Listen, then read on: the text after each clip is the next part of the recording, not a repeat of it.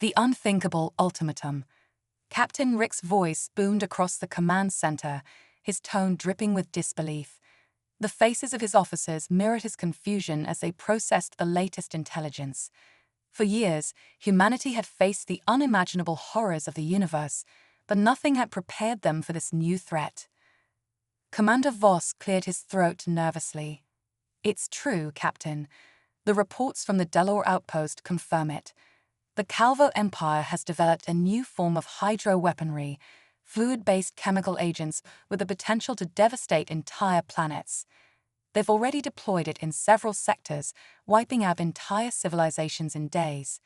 And now they've sent us an ultimatum." Rick's rugged face tightened with resolve. "And that ultimatum is—" Voss hesitated, his eyes flickering over to the communication relay, where the message from the Calvo Emperor still glowed ominously. "Surrender or face total annihilation by hydro-assimilation.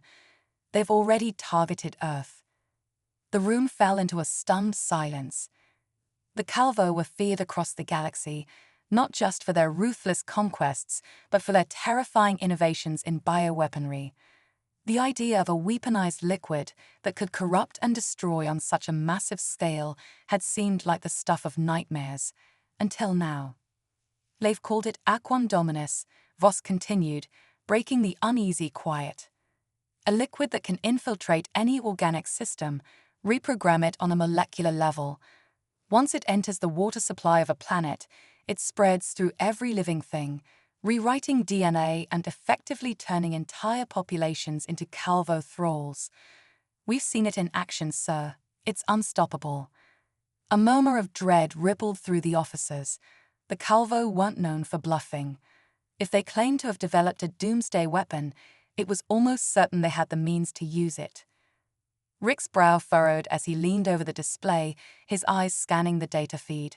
"And they expect us to surrender just like that, to bend the knee to their empire?" Voss nodded. "They're counting on it, sir. They know how valuable Earth is as a strategic and resource hub. They think we'll capitulate rather than risk total destruction." Rick stood up, his massive frame casting a shadow across the room. "They think wrong. We're humans, damn it. We've faced extinction before, and we've always found a way to fight back." The crew's confidence rallied behind their captain's words, but Voss wasn't so easily reassured. "Captain, with respect, this isn't like any threat we've faced before. We're talking about a weapon that doesn't just kill, it conquers. Once that liquid hits Earth's atmosphere, it's over. We'll be slaves before we even know what's happening." Rick stared at the holographic Earth, his mind racing. Surrender was out of the question, but traditional defenses were useless against something that could spread so quickly and insidiously. They needed a solution, something no one had ever considered before. "Have we analyzed the substance?" Rick asked suddenly. "What do we know about its composition?" Voss blinked, caught off guard by the sudden change in direction. "Yes, sir. The science team on the Vanguard managed to capture a sample from the Delor site. They're working on it now, but initial reports suggest it's an amalgam of heavy water, microbioagents, and some kind of nanite structure. It's water, sir, but not any kind we've seen before. Highly reactive, but stable until it interacts with living tissue." "Have they tested it on humans yet?" Voss paled. "Sir, with all due respect, we'd never get the ethical clearance to." "I didn't ask about ethics, Commander. I asked if they tested it." Voss swallowed, then nodded. "Unofficially, yes. A small dose on isolated tissue samples. The results were catastrophic. The cells began mutating almost immediately, transforming into something alien, and that was just a few drops." Rick's eyes narrowed. "Just a few drops, huh?" "Yes, sir. But the real danger is in its propagation. Once it's in the body, it spreads through the bloodstream like wildfire. It doesn't just kill, it transforms." Rick grunted, considering the information. "What about other species? Have the Calvo used it on themselves?" Voss shook his head. "Unlikely. The Calvo are aquatic, but they have a natural resistance to most toxins. Their biology is fundamentally different from ours. Rick's eyes flickered with an idea, a crazy, impossible idea, but one that he couldn't shake. What if, he started slowly, we didn't resist it? What if we accepted it? The command center erupted in a chorus of disbelief. "Are you serious, Captain?" Voss spat. "That's suicide. You're talking about letting an alien bioweapon into our systems. It would kill us all." Rick's mind was spinning now, connecting dots that no one else could see. "No, not necessarily. We're missing something. The Calvo designed this weapon to assimilate. It transforms what it touches into something that serves them. But what if we could change the outcome? What if we could reprogram it?" Voss's face drained of color.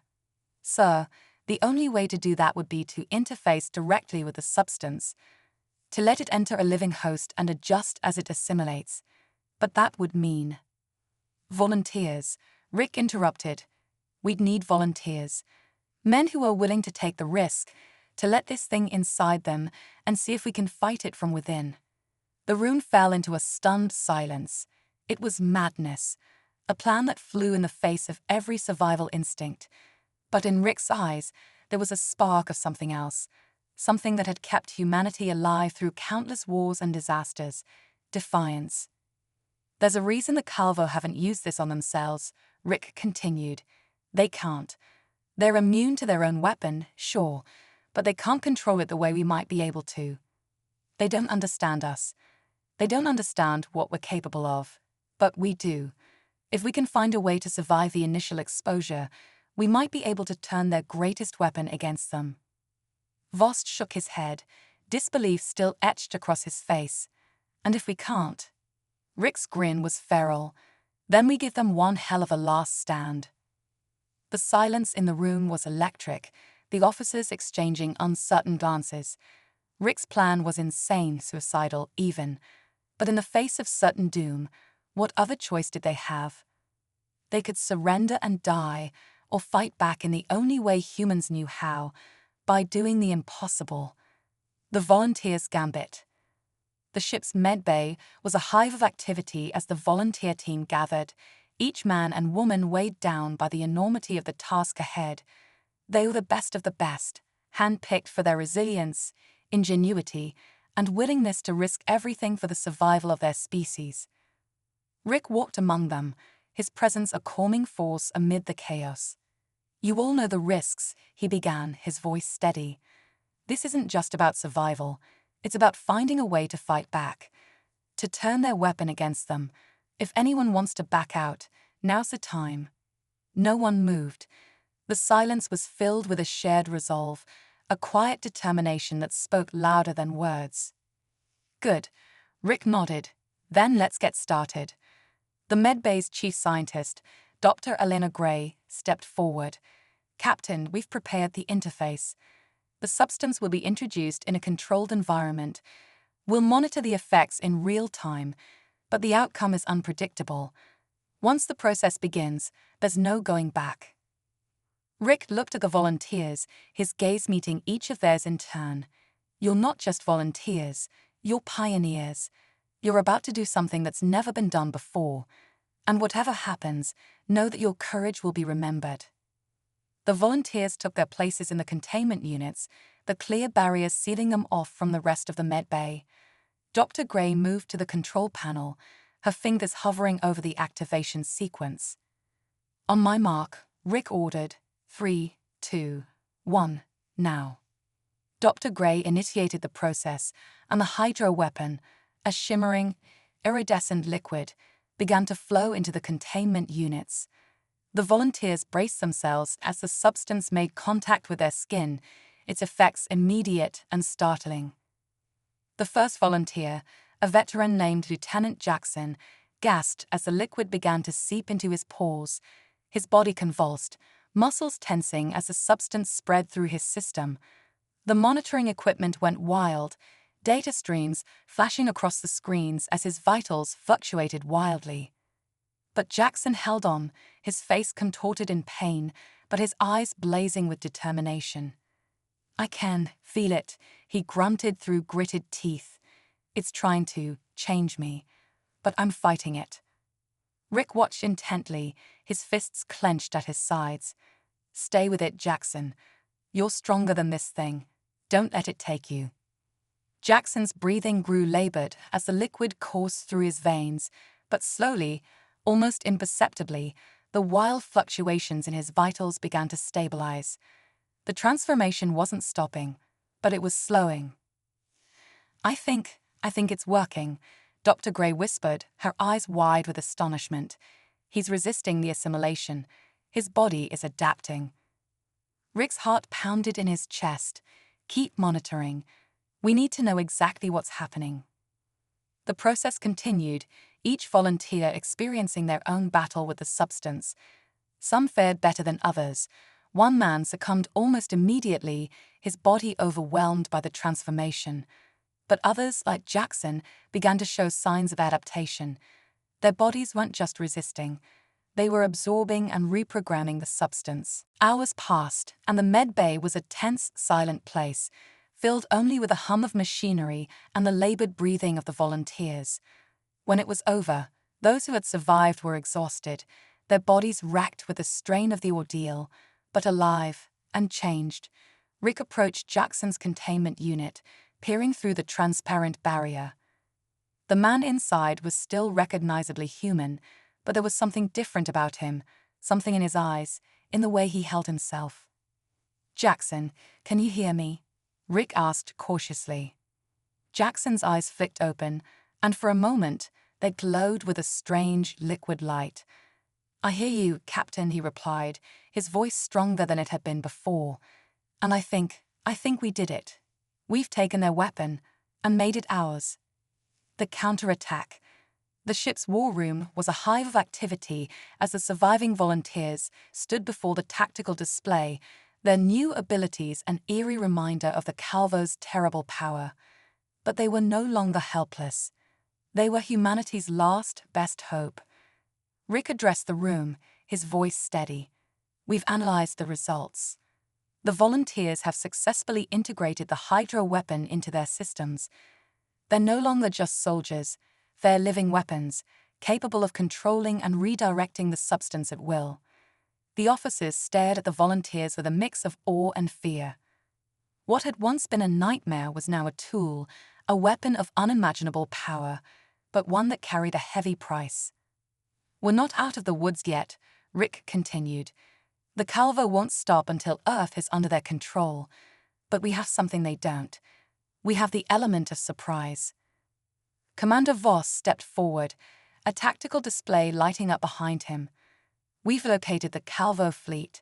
They're massing for an assault on Earth, but they don't know about our new capabilities. If we strike now, we can catch them off guard, turn their own weapon against them." Rick nodded. "It's a risk, but it's our only chance. We hit them hard, we hit them fast, and we don't stop until their fleet is destroyed." The plan was set into motion, the ship's engines roaring to life as they prepared for the final confrontation. The volunteers took their places at key positions, their new abilities ready to be unleashed.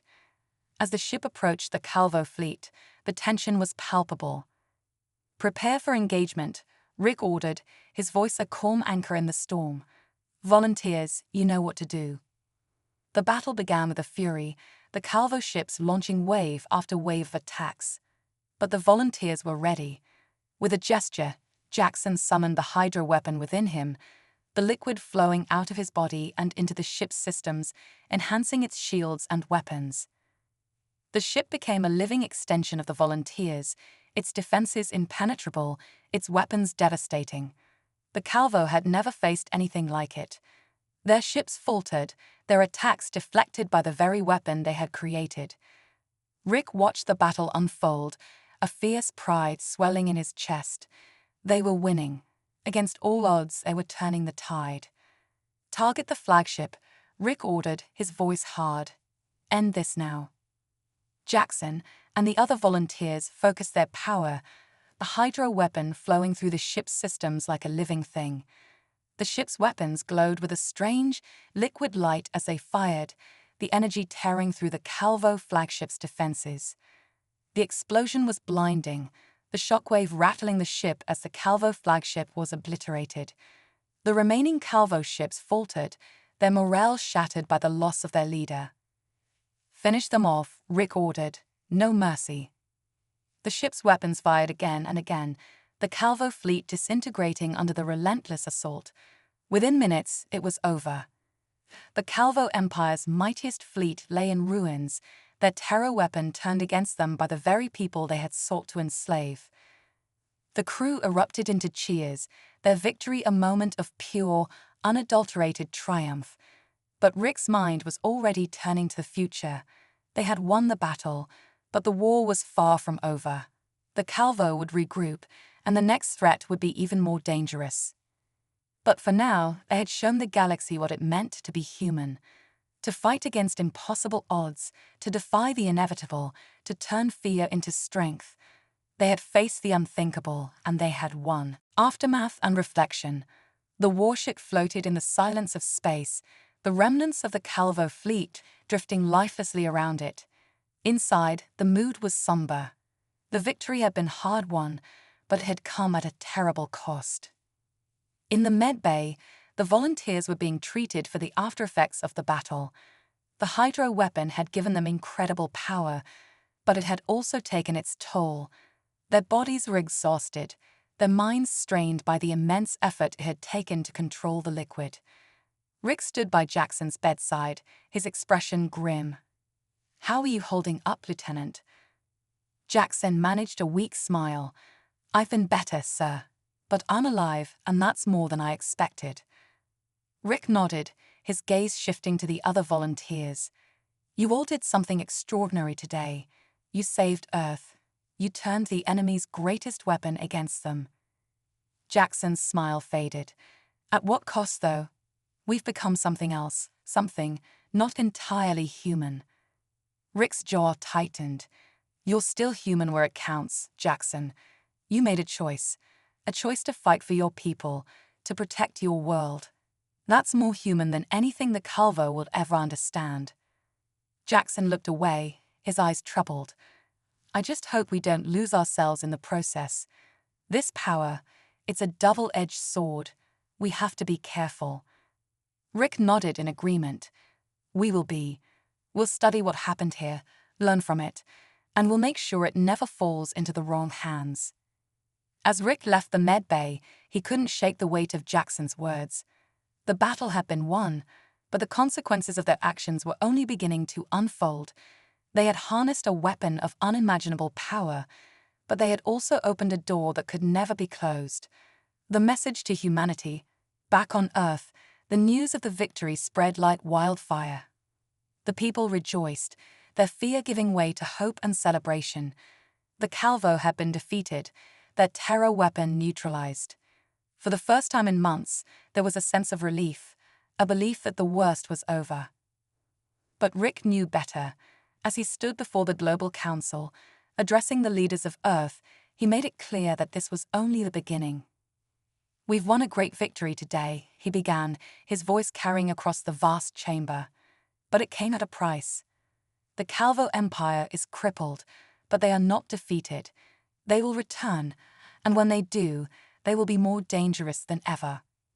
The council members murmured among themselves, their faces reflecting a mix of relief and concern. "We cannot afford to be complacent," Rick continued. "The hydro weapon we faced was unlike anything we've ever seen. It's a weapon that can destroy not just lives, but entire worlds. And now it's in our hands." The murmuring grew louder, the implications of his words sinking in. "We have a responsibility," Rick said, his tone grave. "A responsibility to use this power wisely, to protect our world and our people. But we also have a responsibility to ensure it doesn't fall into the wrong hands. We must be vigilant, we must be prepared, and we must be united." The council members nodded in agreement, their resolve hardening. Rick's eyes swept across the chamber, his gaze lingering on the faces of those who would shape the future of humanity. This is not just a victory, it's a warning. The universe is a dangerous place, and we've just seen a glimpse of what lies beyond our borders. But we are human. We adapt, we innovate, and we survive. Today, we've shown the galaxy what we're capable of. Let's make sure we're ready for whatever comes next. As Rick left the chamber, he couldn't help but feel a sense of unease. The battle had been won, but the war was far from over. The Calvo would return, and when they did, humanity would need to be ready. A new era. In the weeks that followed, Earth began to rebuild. The damage from the Calvo's initial attacks was extensive, but the people were resilient. They have faced extinction and emerged stronger, their unity and determination a testament to their indomitable spirit. The volunteers who had survived the battle were hailed as heroes, their names etched into the annals of history. But they were also changed, forever marked by the experience. They had become symbols of humanity's adaptability, but also of the dangers that lay ahead. The hydro weapon was secured in a top-secret facility, its properties studied and analyzed by the best minds on Earth. The goal was not just to understand it, but to find a way to control it, to ensure it could never be used against humanity again. Rick was appointed to lead a new task force, one dedicated to defending Earth against future threats. The task force would be equipped with the latest technology, trained in the most advanced tactics, and ready to respond to any danger that emerged from the depths of space. As Rick stood on the deck of his new command ship, gazing out at the stars, he felt a sense of resolve. The universe was vast, filled with unknown dangers. But humanity was ready. They had faced the unthinkable and had not just survived, they had thrived. Set course for the outer rim, Rick ordered, his voice steady.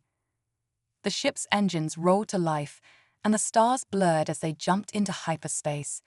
The mission was clear: to explore, to protect, and to ensure that humanity's future was secure. The battle was over, but the journey was just beginning. A new era had dawned, a time of exploration, of discovery, and of unwavering vigilance. And Rick knew that whatever challenges lay ahead, humanity would face them head-on, with courage, with strength, and with an unbreakable spirit. The legacy of the battle years passed, and the battle against the Calvo became a legend, a story told and retold across the galaxy. It was a tale of defiance, of courage, and of a species that refused to bow to a seemingly unstoppable force. The volunteers who had fought in that battle became the stuff of myth, their names spoken with reverence and awe. They were the ones who had taken the enemy's weapon and turned it against them, who had shown the galaxy what it meant to be human. But the legacy of that battle was more than just a story. It was a lesson, a reminder of the dangers that lurked in the dark corners of the universe, and of the need to remain vigilant. The hydro weapon, now fully understood and controlled, became a key part of Earth's defenses. It was a symbol of humanity's adaptability, of their ability to take the worst the universe had to offer and turn it into a strength. Rick continued to lead the task force, his name becoming synonymous with Earth's defense. He was a hero, but also a guardian, a man who had seen the worst of the galaxy and had vowed to protect his world from it. As he looked back on the battle, on the choices he had made, he knew that they had been necessary. The Calvo had been defeated, but the galaxy was vast, and there were other threats out there, waiting to be discovered. But Rick also knew that humanity was ready. They had faced the impossible and had emerged stronger. They had shown the galaxy that they would not be conquered, that they would not be broken. And as the years passed, as new generations were born and the story of the battle was passed down, that legacy lived on. The legacy of a species that had faced the darkness and had refused to let it win.